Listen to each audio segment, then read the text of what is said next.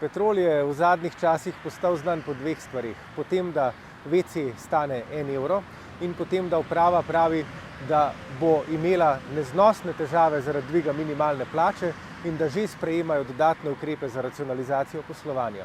Tako pravi predsednik uprave Sašo Berger, ki sam zasluži 28.000 evrov na mesec in na to še 70% variabile, kar v prevodu pomeni, da v enem mesecu zasluži toliko, kot nekdo na minimalni plači v 3 letih. Portal Necenzurirano je izračunal, da neposredno ta dvig minimalne plače bo stal $500 000 na leto, če bi se vse plače dvignile za enak znesek kot minimalna plača, pa $5 milijonov na leto.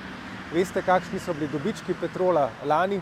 143 milijonov samo v prvih 9 mesecih. Veste, koliko dividend so si izplačali Petrolovi lastniki? 170 milijonov samo v zadnjih 2 letih.